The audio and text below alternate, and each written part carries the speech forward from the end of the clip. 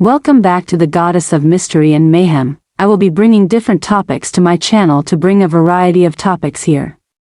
If there is a certain story you like me to do for any of you, put it in the comments and I will do it. Okay, let's begin our story. I rarely go after YouTube creators, but Andy's from the Popcorn Planet is an exception in my mind.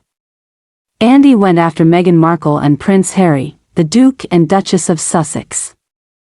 Did he get backlash real quick from the Sussex squad? And many others on Twitter, but this is how he does his videos. He starts controversy. His video of going on a bus tour to Harry and Meghan's home to scream "We want privacy" was no joke and was offensive to many on the Twitter platform. He then made a GoFundMe to fund this trip to Harry and Meghan's home in California. A day later, Andy claimed it was a joke, and that they would harass no one at their home, even though in his video he stated they were going there with a bus to scream "We want privacy, we want privacy."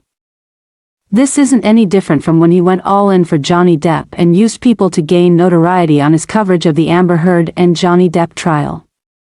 This is where his channel gained multiple followers because Johnny Depp was popular with many on the internet. Andy had GoFundMe to raise money to get money so that they could go to Las Vegas to see a Johnny Depp concert. A woman named Marcella had gotten them front row tickets to see the concert. Now there's nothing wrong with this, by itself, but the fact is he still was asking for donations doing the GoFundMe, to pay for accommodations, and Steph the altar nerd, Louis Lecca, and Laura B.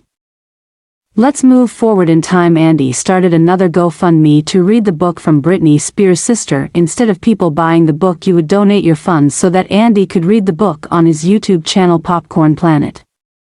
Now many of the moderators have left Popcorn Planet, but one that stuck in my head was named Batman.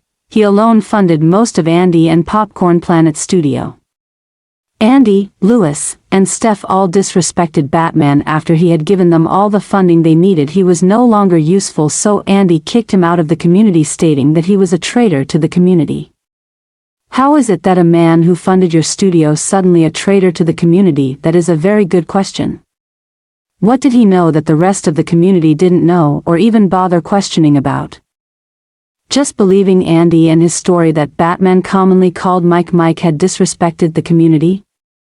I no longer see Paige in the community or on any videos, so I wonder what she had done, or did she just leave finding out that it was Andy's stuff and Louis the problem in the community, disrespecting people when they become no longer useful monetarily or have the ability to bring prestige to Andy?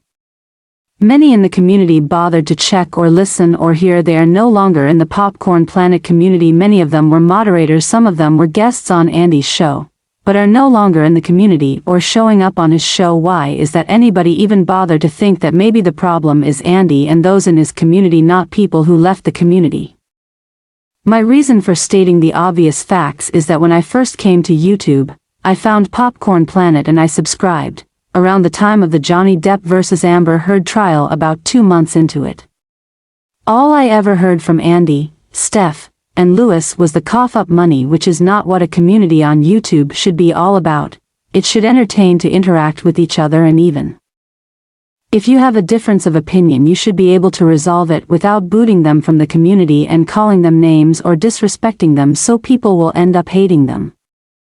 I thought there was something up with Andy and that whole community. That's why I just up and left, not because I was a moderator. I used to listen like everybody else in the chats. There was something about Andy that I just couldn't put my finger on about him and why I started disliking him and his whole community. I believe mostly it was because every time someone disagreed with him or came after Andy, he was a victim, and I'm sorry, not everyone can play the victim card all the time. It comes a time, Andy, you have to own up to what you've done to others, because you're not always right. You're not always fair and open-minded, and I've seen you treat people who didn't agree with you trashed and told to leave if they didn't like it. There was the door.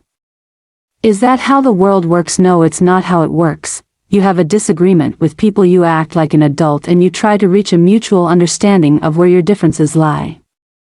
Now I'm going to get on to the next subject. His harassment of women disgusts me. Doing videos and sending them to women, let's say inappropriate to say the least. They have been shown on Twitter and multiple other online platforms. Andy claiming it's revenge porn is quite laughable because who in their right mind would even bother to do revenge porn? This is where common sense comes in. If you have multiple women stating these facts, showing you evidence, and you continue to believe that they are lying and Andy is telling the truth, and there is something wrong with you.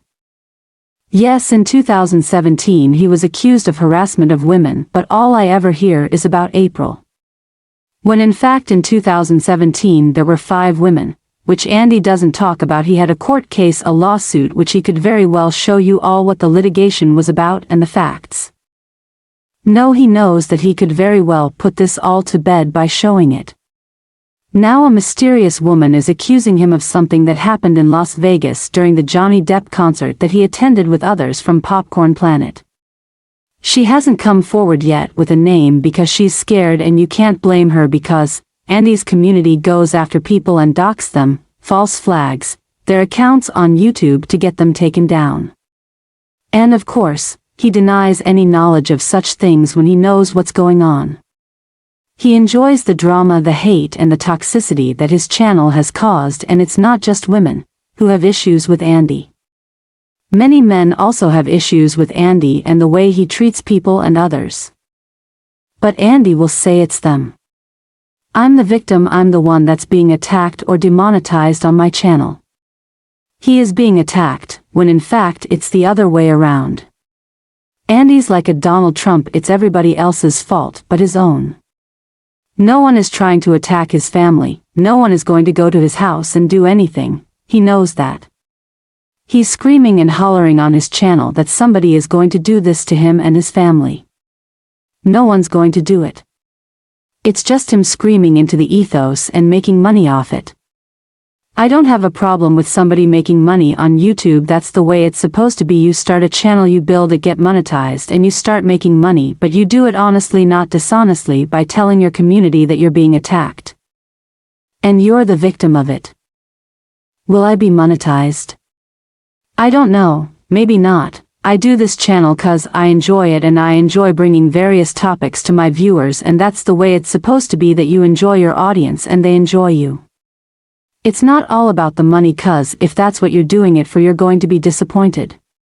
I am not trying to get Andy deplatformed, that's not my purpose. I want to make people aware there are YouTubers out there who don't care about you, but only about the money that they gain on their channels. And if that's the kind of channel you want to produce, fine, that's not the kind of channel that most YouTubers do. They're small and most don't even get to be monetized. The one thing that I despise is bullies. Andy is a bully and goes around talking smack to anyone who dares say anything about him. He will flag a channel and keep flagging it until it's taken off, which is not the way to do business. My message to you, Andy, is you can come after the small YouTubers you want, doesn't make you a better human being at all. What happens when a big channel comes after you? And you get demonetized or deplatformed, how are you going to feel? When karma comes for you. Why do I say karma? Cause karma comes for everyone. Andy, Lewis, Steph, and Jody have done to others and come back to bite you right in the ass. There are a few YouTubers that I like to thank. They encouraged people to love and listen to people. Saggy Melons, the tipster, the Nerdette newsstand, the DUI guy, and one I just discovered thanks to Saggy, Darth News. Now, that is a funny channel, you should go check it out. Am I telling you who to watch or not to watch? Of course not, I'm just putting the awareness out there so people are aware of channels like Andy's and his crew where it's all about the money. It's not. YouTube channels are for a group of people to get together, share ideas, and make it entertaining for people. Not spreading hate and misogynistic attitudes towards women. 100 enemies for Andy Signore. This thread, which I will be updating daily, compiles stories from people harassed, disrespected, or screwed over by Andy Signore, the creator of Honest Trailers, who now runs Popcorn Planet. Jeremy Johns. Rumor has it that Andy asked Johns to appear in a video for Andy's channel at 2023 CinemaCon. When he declined, Andy tried sneaking footage of Johns anyway, but visibly irritated Johns caught onto Andy's scheme and flipped Andy off. Brie Larson. Andy claims Larson liked one of the tweets accusing him of harassment in October 2017, at the 2019 MTV Movie Awards, Larson paid tribute to her stunt team. When her stunt team thanked her back, Andy said she made it about herself. When actor Ray Fisher made claims that Joss Whedon was abusive while filming Justice League, Andy spent years trying to discredit him, even after Jason Momoa and Charisma Carpenter backed Ray up. Rather than apologize to Ray, Andy called him a prima donna. Ian Elliott Carter met Andy in 2018 after Andy was fired from Screen Junkies. They struck up a friendship, with Ian appearing on Andy's channel. Carter later distanced himself from Andy, calling him toxic, and condemned Andy for the video he had sent Truskowski. Mike Kalinowski came to Ray Fisher's defense when Andy first started ridiculing him. Later on, Andy accused Kalinowski of defending the film, Cuties. All because he refused to delete his Netflix account. Kalinowski didn't even watch Cuties. But Andy did. Kobe Bryant. The day after Bryant died, Andy posted a video drudging up old rape accusations made against him. Andy called anyone who both supported the #MeToo movement and paid respect to Bryant hypocritical. The video got so much negative feedback that Andy deleted it.